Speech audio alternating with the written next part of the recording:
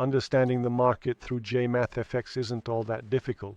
You need to grasp a few fundamental steps. That is, you need to understand the structure through which the market is visualized, okay? Here we basically have three axes. We have the X, we have the Y, and then we have the Z. Unlike traditional candlestick charts, where the elements depicted dynamically do not have a mathematical relationship, in JMathFx FX, all the elements represented within the XY axis structure have a mathematical relationship. What does a mathematical relationship mean? It means that by taking an element from the X and an element from the Y, I can calculate the Z element, okay? And obviously, if I take Z and I take Y, I can calculate X. If I take X and Y, I can calculate Z. If I take X and Z, I can calculate Y. Clear? In Forex, there is a mathematical relationship between every exchange rate. If we pull up the price list, we notice that every exchange rate is nothing more than the result of a simple equation. If I take the euro dollar, for example, and divide it by the price of the pound dollar, I get the euro pound exchange rate. Why is that? Because euro USD divided by GBP USD, I basically get euro GBP. Because the solution would be euro USD times USD GBP.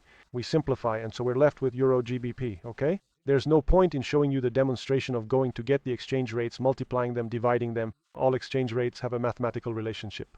Take half a day and do the calculations yourself. So what does this mean? It means a very important principle of the Forex market. Because if from euro dollar and pound dollar I get euro GBP, I know that if the value of euro dollar is higher than the value of pound dollar, this will be reflected in the composite exchange rate, so euro GBP. Clear? So it's necessary to have a mathematical representation to approach the Forex market. Because if I don't keep an eye on euro dollar and pound dollar, which determine the movement of euro pound, how can I figure out the trend of euro GBP? Do you understand what I'm saying? If I want to understand the trend of the composite exchange rate, I need to understand what the elements that determine it are doing. Is that clear? This is because if the euro performs better against the dollar than the pound does, as a result, euro GBP will go up. On the other hand, if euro dollar falls while the pound rises, I will automatically have a euro GBP that goes down. Is that clear? This is the important concept in the market, the one you need to understand. Every exchange rate is the result of a mathematical operation. So based on this, we need to develop an approach that allows us to monitor the entire market trend. And to do this, we need to map out the market trend, okay? Right now we are observing the distribution of the pound. So on the y-axis we have euro pound, while on the x-axis we have pound dollar. Is that clear? In fact, I can come here, set pound dollar on the x-axis, so the scale of pound dollar, and on the y-axis set the scale of euro GBP. Since euro GBP and pound dollar make up euro dollar, I set euro dollar as the coordinate on the z-axis. And as you can see, we have a series of points. We have a drawing. The drawing represents the distribution of prices over a specific time period. We can see how the price distribution unfolded during the market sessions. So pound dollar can move you to the right or to the left. To understand the trend, it's enough to just look at the prices. So to the right, I will have an increase in pound dollar. This means that the pound is stronger than the dollar. If the pound moves to the left, I will have a decrease in the pound, so an appreciation of the dollar. The same goes for euro pound because we have euro pound on the y-axis. These are the prices of euro pound, so the euro pound vector can go up, meaning the euro appreciates against the pound, or down, if the euro is depreciating against the pound.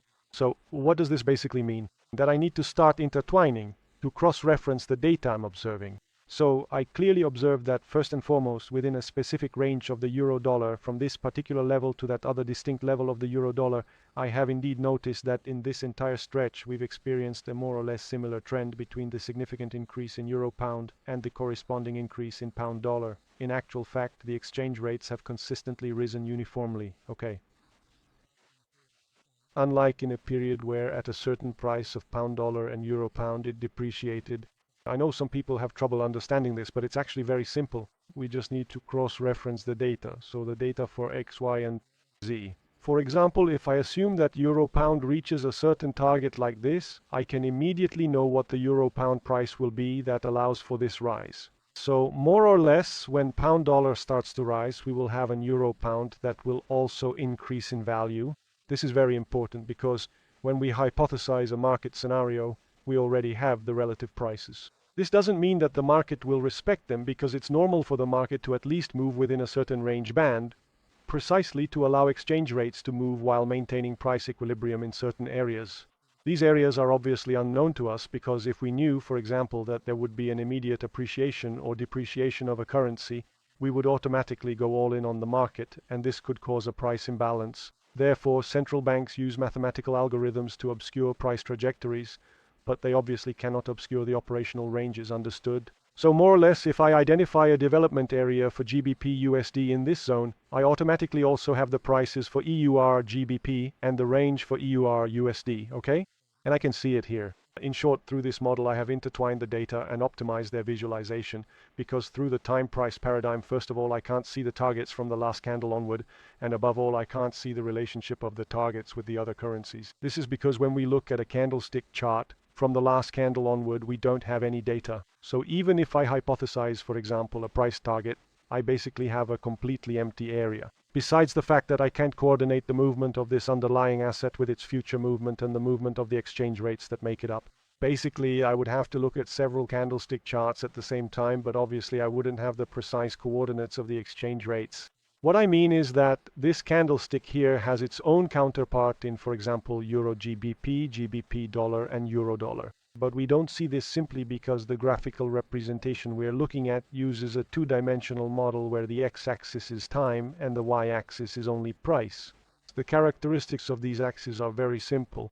On the y-axis we have the price scale, on the x-axis we have the time scale, but the time scale has a peculiarity that creates a problem, namely the visualization of the market's future. This is because the price of each underlying asset is linked through each element of time. However, there comes a point where time shows a completely empty area because in the future we are not able to compare any data. So, given how the market will inevitably move, we focus all our efforts in this area here because we buy or sell at the current moment. But the outcome of our operation, our profit, will only be realized in this area, meaning the future area, which at the moment when we make our decisions is completely empty. Also keep in mind a particular aspect. Due to the arrangement of these axes and therefore as a natural effect of time, this chart is bound to move. In other words, a dynamic movement is imposed, meaning that as time passes, the chart will update from right to left, because as time goes by, part of what we are observing will tend to disappear, will tend to be overwritten by new data, okay? So everything we are currently observing will soon be erased with a new rewriting of the market. Therefore, with this type of graphical representation, we are forced to adopt a dynamic approach to study and analysis, precisely because of the effect of time. And we know very well that as time passes, everything we are observing gets completely overwritten, so it is entirely erased. Besides the fact that from the last candle onward we have the future area, and in the future we are not able to visualize market scenarios. It's one thing to have traces of the price and thus create hypotheses, but from this point in the timeline onward, we have no data at all, so from here on, we are simply starting to make guesses. Obviously most people think that by making, and I'm exaggerating here, 100% on an account in a month, they believe they're an established trader in the long term. But that's not really true because a trader, a good negotiator, works over the long term. The fact that someone manages to make 100% in the first month with this approach doesn't mean they'll keep doing it in the long run, okay? But why is that? Is it because traders aren't capable? Well, I've met plenty of people who aren't capable, but some do understand that from the last candle onward, this area here is completely empty, so you're basically just gambling. If I don't have any data here, I can only imagine something that might work out by luck. The market pays, but if things go wrong, it doesn't pay anymore, okay? So I went short here and the market kept going up. The first thing that comes to a trader's mind is to average down the price simply because they don't see any further opportunities from other currency pairs. So as a result, they only look at this underlying asset, and only on this asset do they start applying the strategies they know, which are averaging down, grid trading, doubling up, or even completely switching to buy with the first trade that's racking up losses.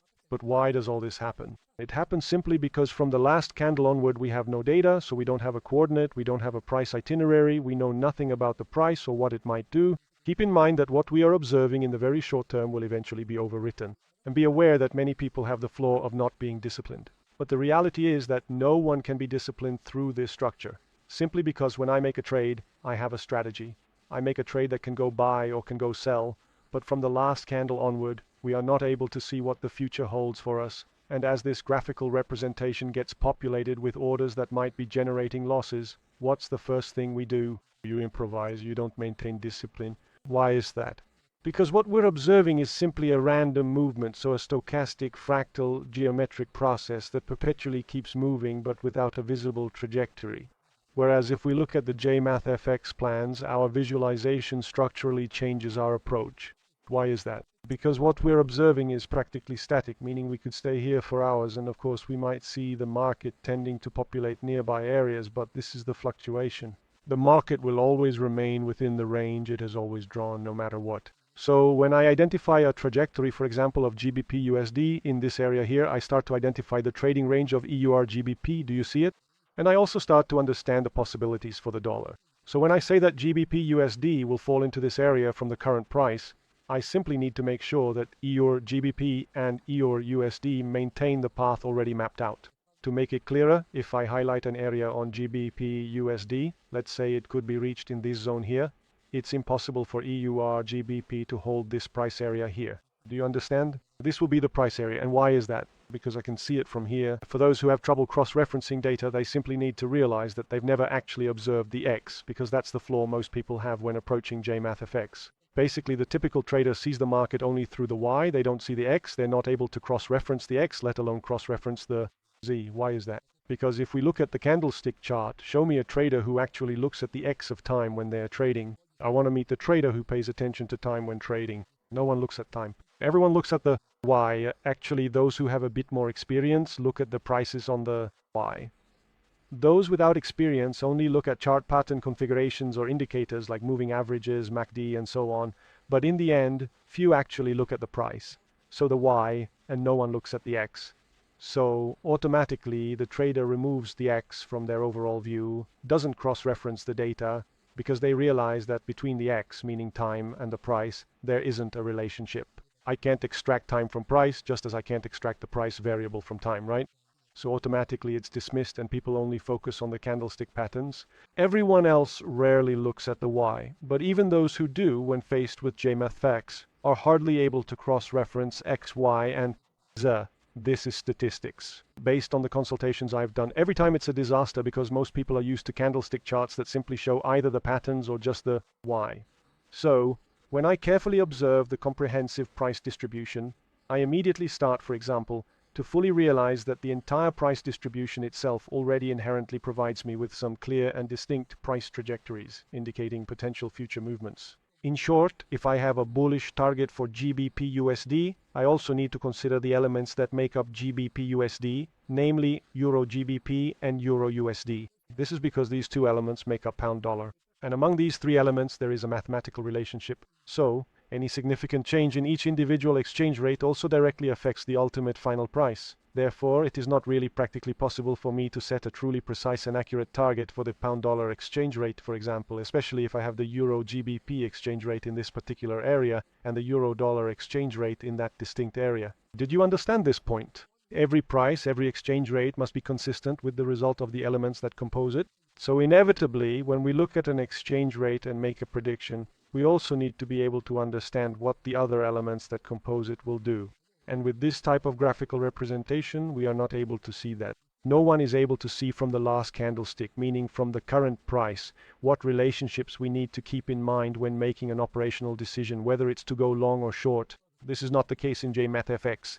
This is because from the current price, I already have a trajectory. Is that clear? Let's see if I can help you understand it better. Let's load a few days. A very simple example. Let's suppose the market starts from here, then we have this price movement, then this one, and then this one. Let's assume what we're observing is the trend over a year, okay? And let's suppose the market always does this. So from here it goes here, from here it goes here, from here it goes here, from here it goes here. This is the price movement.